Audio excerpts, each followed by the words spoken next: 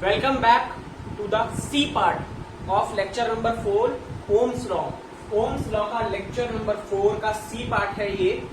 इसमें हम लोग क्या डिस्कस कर रहे हैं? इसमें हम लोग डिस्कस कर रहे हैं अबाउट द रेजिस्टेंस एंड इसमें हम एक और चीज डिस्कस करेंगे कि रेजिस्टेंस क्यों है, क्या कारण है रेजिस्टेंस का, है ना। तो सबसे पहले डिस्कस करते हैं कि रेजिस्टेंस क्या है। रेजिस्टेंस इज अ प्रॉपर्टी, एक प्रॉपर्टी है ऑफ अ कंडक्टर। एक कंडक्टर की प्रॉपर्टी है जो अपोज कर रही है, मतलब रोक रही है flow of electric charge. Electric charge की मूवमेंट किसी कंडक्टर में जो चीज रोक रही है, अपोज कर रही है। अपोज शब्द जो है इसका मतलब होता है रोकना। जो चीज उस चीज करंट को रोक रही है जाने से, उस चीज का नाम, उस प्रॉपर्टी का नाम हमने रखा है resistance. Property of a conductor to oppose the flow of electric current. Current का फ्लो हो रहा है इस डायरेक्शन में, लेकिन करंट का उतनी मात्रा में फ्लो नहीं हो रहा जितनी मात्रा में हमें चाहिए। मान लो हमने बोला कि मुझे 5 एम्पियर का करंट चाहिए, लेकिन उस कंडक्टर के थ्रू मुझे केवल 3 एम्पियर करंट मिलता है। मान लिया कि ये एक कंडक्टर है, मैंने ये कंडक्टर सेट किया ताकि मुझे 5 एम्पियर करंट मिले, बट जैसे ही करंट आया, यहां से करंट जो निकला वो निकला 3 एम्पियर। तो बचा हुआ 2 एम्पियर कहां गया? वो अपोज हो गया, वो रुक गया, वो करंट रुक गया, क्योंकि इसके अंदर कुछ रेजिस्टेंस है उस चीज को रोकने का। इसके अंदर कुछ रेजिस्टेंस है जो करंट को रोक रहा है, और वो रेजिस्टेंस प्रॉपर्टी है इस कंडक्टर की। रेजिस्टेंस हमेशा मटेरियल का होता है।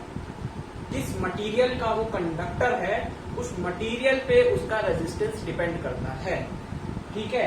और हम लोग बनाते भी हैं जब कंडक्टर और रेजिस्टेंस, तो हम मटेरियल्स के थ्रू ही बनाते हैं। तो ये एक मटेरियल प्रॉपर्टी है, ये एक मटेरियल की प्रॉपर्टी है, ठीक है ना। सो यहाँ पे ये रेजिस्टेंस मटेरियल प्रॉपर्टी है और हर कंडक्टर में अलग अलग होती है, ठीक है। पिछले लेक्चर में फॉर्मूला डिस्कस हुआ था R is equal to D by I, तो ये रेजिस्टेंस का ही फॉर्मूला है, ठीक है। और ये ओम्स लॉ से डिराइव हुआ है ना। इसकी डेरिवेशन देखनी है एक शब्द की, देख लो। V is directly proportional to I, V is equal to R I, तो V upon I is equal to R. ये इसकी डेरिवेशन है, ये ओम्स लॉ है। ओम्स लॉ से वेरिफिकेशन हो गया इसका, ठीक है, फॉर्मूले का। नाउ फॉर्मूला लिख के रखते हैं, काम आएगा। R is equal to V upon I. क्या है यहाँ पे देखिए, ऐसा यूनिट क्या होगी, सबसे पहले ध्यान से दीजिएगा। साइंटिस्ट का नाम आपको बताया था, सर जॉर्ज साइमन ओम। इनके शब्द का आखिरी ओम इसकी SI यूनिट है, इसको लिखते हैं हम ऐसे।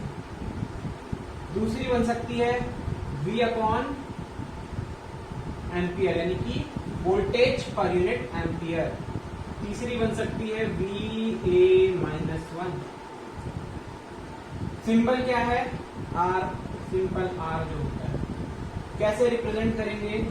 R is equal to 4 ohm, R is equal to 7 volt per ampere, R is equal to 8 VA inverse, 5 ohm, 10 ohm, 10.6 ohm. कुछ भी लिखोगे तो साथ में ऐसा यूनिट इस तरीके से लिखी जाएगी। मेजर यूज इसका है, ये बहुत रैंडम, बहुत कभी कुछ इंपॉर्टेंट हो गया लाइफ में हमारी कि पूछ लिया किसी ने, तो ये कभी गलती से लिख के दे देगा ताकि थोड़ा सा ट्रिक बन जाए। लेकिन ohm is the main SI unit, ये मेन है। ये दोनों तो एक ट्रिक चेंज करने के लिए बना दी भैया कि फॉर्मूले से कैसे बनती है वो बना के दिखा दी। मेन जो है वो ये हैंगर सा जो है, ये लाइक अ हैंगर, तो ये ऐसा होगा, ठीक है ना।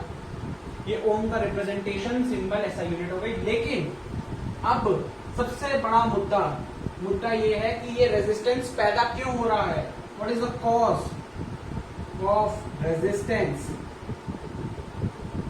मान लो ये एक कंडक्टर है, मान लो ये एक कंडक्टर है। मैंने बताया था जब हम लोग डिस्कस कर रहे थे करंट, तो करंट के टाइम मैंने आपको ये बताया था कि हर एक कंडक्टर में फ्री इलेक्ट्रॉन्स होते हैं। शब्द नोट कर लो, फ्री इलेक्ट्रॉन्स। हर एक कंडक्टर में फ्री इलेक्ट्रॉन्स होते हैं और ये फ्री इलेक्ट्रॉन्स रैंडम होते हैं। जैसे हम इसमें एक बैटरी कनेक्ट करते हैं, पोटेंशियल डिफरेंस देते हैं, तो ये ड्रिफ्ट होते हैं। क्या होते हैं? ड्रिफ्ट होते हैं इलेक्ट्रॉन्स। फ्री इलेक्ट्रॉन्स ड्रिफ्ट होते हैं towards the positive, towards the positive. मगर अब कहानी चेंज होती है। क्या होता है, जब ये इलेक्ट्रॉन्स मूव करते हैं तो ये कंडक्टर के, ध्यान से सुनिएगा, ये कंडक्टर के एटम के आयंस, क्योंकि इलेक्ट्रॉन निकला है वो आयन बना होगा एटम, बताया ये भी पहले, तो वो आयन से कोलाइड होते हैं, टकराते हैं एक दूसरे से। टकराने के बाद वो पीछे आते हैं, जाना उनको इधर है लेकिन टक्कर होती है तो पीछे चले जाते हैं। तो कुछ ऐसे इलेक्ट्रॉन्स कोलिजन होगा, कुछ इलेक्ट्रॉन्स का ऐसा कोलिजन होगा जिसके कारण वो उधर ही रह जाएंगे। दैट मीन्स पूरे ना आके थोड़े बहुत उधर ही रह जाएंगे, और थोड़े बहुत जो उधर ही रह जाएंगे, टक्कर लगी उनको इधर से तो मूवमेंट करेंगे उस तरफ, लेकिन वो जाना नहीं चाहते उस तरफ, लेकिन उनकी मूवमेंट उस तरफ रहेगी। अब क्या हुआ, करंट हमारा इलेक्ट्रॉन्स के अपोजिट मूव करता है। इलेक्ट्रॉन यहां मूव कर रहे हैं तो करंट यहां मूव कर रहा है, करंट इधर, इलेक्ट्रॉन इधर, करंट इधर, इलेक्ट्रॉन इधर।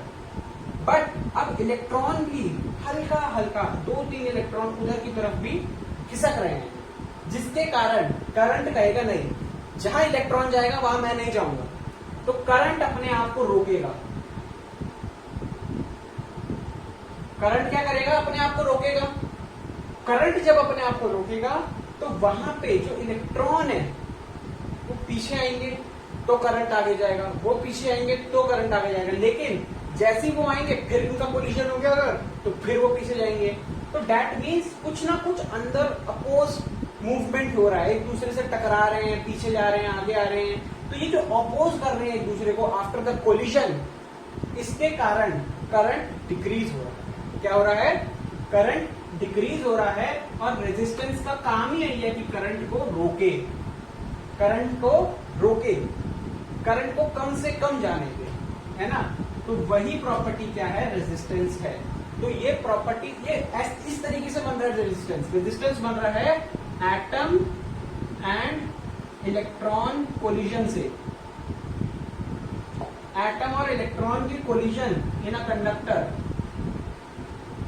तो एटम और इलेक्ट्रॉन्स का जब कोलिजन हो रहा है तो करंट अपोज हो रहा है। करंट कह रहा है कि भैया इलेक्ट्रॉन उस तरफ मूव कर रहे हैं, इलेक्ट्रॉन्स के साथ मैं नहीं जाऊंगा, मेरी लड़ाई है इलेक्ट्रॉन्स के साथ, तो मुझे यहीं रहने दो, इलेक्ट्रॉन्स को जाने दो। फिर इलेक्ट्रॉन्स वापस आने लगते हैं तो वो कहता है मैं जा रहा हूं, लेकिन फिर क्या होता है, फिर से कोलिजन होता है, वो फिर इलेक्ट्रॉन मूव करते हैं, फिर कहता है मैं नहीं जा रहा। इसका मतलब जब तक कंडक्टर में कोलिजन चलता रहेगा, चलता रहेगा, चलता रहेगा, तब तक करंट, पूरा करंट हमें नहीं मिलेगा जितना मांग रहे हैं। हमने उससे मांगा 5 एम्पियर करंट, हमें मिला 3 एम्पियर करंट। इसका मतलब अंदर कोलिजन हो रहा है, अंदर रेजिस्टेंस क्रिएट हो रहा है, और रेजिस्टेंस क्रिएट होने का मतलब करंट को रोकना, करंट को रोकना। तो करंट डेफिनेटली रुकेगा, और जितना ज्यादा कोलिजन होगा, जितना ज्यादा एटम और इलेक्ट्रॉन के बीच में कोलिजन होगा, उतना ज्यादा रेजिस्टेंस उसके अंदर होगा। ये स्टेटमेंट नोट कर लो, more the collision in the conductor more the resistance. जितना कंडक्टर में कोलिजन होगा उतना ज्यादा कंडक्टर में रेजिस्टेंस क्रिएट होगा।